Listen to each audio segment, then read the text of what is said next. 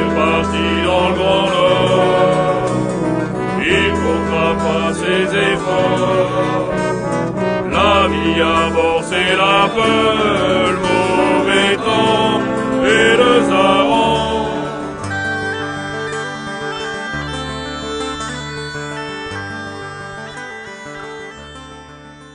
Coucou, c'est l'été à Gravelines. J'arrive de la plage au Petit Fort Philippe. C'est pour ça que j'ai un petit peu de retard. Allez, on se dépêche. On enlève les lunettes noires et on met les bonnes pour lire. Nous nous retrouvons à Paimpol. Vous vous souvenez? D'accord. À Paimpol, un beau soir de cette année-là, un dimanche de juin, comme je vous l'avais dit la dernière fois, il y avait 2 femmes qui étaient occupées à écrire une lettre. Vraiment, il n'existait pas ailleurs dans tout le pays de Paimpol une autre bonne vieille comme elle. Pour trouver des choses aussi drôles à dire sur les uns ou sur les autres, ou même sur rien du tout. Dans cette lettre, il y avait déjà 3 ou 4 histoires impayables, mais sans la moindre malice, car elle n'avait rien de mauvais dans l'âme. L'autre, voyant que les idées ne venaient plus, s'était mise à écrire soigneusement l'adresse. À Monsieur Mohan, Sylvestre, à bord de la Marie, capitaine Germer, dans la mer d'Islande, par Reykjavik. Reykjavik, j'ai bien dit? Ne m'en veuillez pas. Après, elle aussi releva la tête pour demander: c'est-il fini, grand-mère Mohan? Elle était bien jeune, celle-ci, adorablement jeune. Une figure de 20 ans, très blonde, couleur rare en ce coin de Bretagne où la race est plutôt brune. Très blonde, avec des yeux d'un gris de lin à cils presque noirs. Ses sourcils blonds autant que ses cheveux étaient comme repeints au milieu d'une ligne plus rousse, plus foncée, qui donnait une expression de vigueur et de volonté.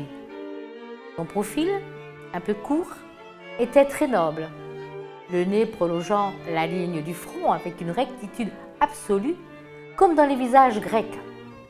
Une fossette profonde, creusée sous la lèvre inférieure, en accentuait délicieusement le rebord. Et de temps en temps, quand il pensait la préoccuper beaucoup, elle la mordait, cette lèvre, avec ses dents blanches d'en haut, ce qui faisait courir sur la peau fine des petites traînées plus rouges. Dans toute sa personne svelte, il y avait quelque chose de fier, de grave aussi un peu, qui lui venait des hardis marins d'Islande, ses ancêtres. Elle avait une expression d'yeux à la fois obstinée et douce. Sa coiffe était en forme de coquille, descendait bas sur le front, s'y appliquant presque comme un bandeau, puis se relevant beaucoup des 2 côtés, laissant voir d'épaisses nattes de cheveux roulés en colimaçon au-dessus de ses oreilles. Coiffure conservée très ancien et qui donne encore un air d'autrefois aux femmes, aux paimpolaises. On sentait qu'elle avait été élevée autrement que cette pauvre vieille à qui elle prêtait le nom de grand-mère, mais qui de fait n'était qu'une grand-tante éloignée, ayant eu des malheurs. Elle était la fille de Monsieur Mevel, un ancien Islandais un peu forbant, enrichi par les entreprises audacieuses sur mer. Cette belle chambre où la lettre venait de s'écrire était la sienne. Un lit tout neuf, à la mode des villes, avec des rideaux en mousseline, une dentelle au bord et sur les épaisses murailles un papier de couleur claire atténuant les irrégularités du granit. Au plafond, une couche de chaux blanche recouvrait des solives énormes qui révélaient l'ancienneté du logis. C'était une vraie maison de bourgeois aisés et les fenêtres donnaient sur cette vieille place grise de Paimpol où se tiennent les marchés et les pardons. « C'est fini, grand-mère Yvonne. Vous n'avez plus rien à dire ?»« Non, ma fille, ajoute seulement, je te prie, le bonjour de ma part au fils Gauss. » Le fils Gauss, autrement dit Yann, était devenue très rouge, la belle jeune fille fière, en écrivant ce nom-là.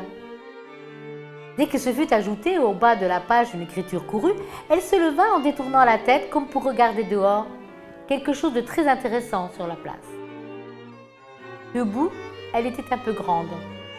Sa taille était moulée, comme celle d'une élégante dans un corsage ajusté ne faisant pas de plis. Malgré sa coiffe, elle avait l'air de demoiselle. Mais ses mains, sans avoir cette excessive petitesse étiolée qui était devenue une beauté par convention, étaient fines et blanches, n'ayant jamais travaillé à de grossiers ouvrages.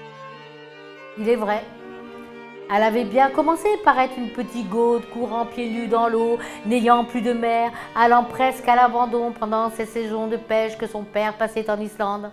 Jolie, rose, dépeignée, volontaire, têtue, poussant vigoureuse au grand souffle âpre de la Manche. En ce temps-là, elle était recueillie par cette pauvre grand-mère Mohan qui lui donnait Sylvestre à garder pendant ses dures journées de travail chez les gens de Paimpol. Et elle avait une adoration de petite mère pour cet être tout petit qui lui était confié, dont elle était l'aînée d'à peine 18 mois. Aussi brun qu'elle était blonde, aussi soumis câlin qu'elle était vive et capricieuse. Elle se rappelait ce commencement de sa vie, en fille, que la richesse ni les villes n'avaient grisé. Il lui revenait à l'esprit comme un rêve lointain de liberté sauvage, comme un ressouvenir d'une époque vague et mystérieuse où les grèves avaient plus d'espace, où certainement les falaises étaient plus gigantesques. Vers 5 ou 6 ans, encore de très bonne heure pour elle, l'argent était venu à son père. Il s'était mis à acheter et à revendre des cargaisons de navires. Elle avait été emmenée par lui à Saint-Brieuc et plus tard à Paris. Alors, de petite gaude, elle était devenue une mademoiselle Marguerite, grande, sérieuse, au regard grave. Toujours un peu livrée à elle-même dans un autre genre d'abandon que celui de la grève bretonne, elle avait conservé sa nature obstinée d'enfant. Ce qu'elle savait des choses de la vie lui avait été révélé bien au hasard, sans discernement aucun. Mais une dignité innée, excessive, lui avait servi de sauvegarde.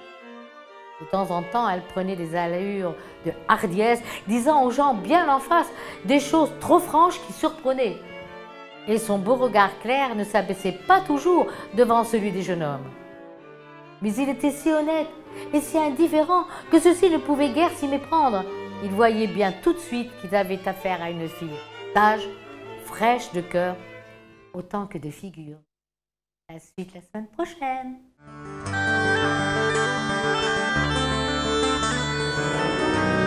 Il est parti dans le Grand Nord, il comptera pas ses efforts. La vie à bord, c'est la peur.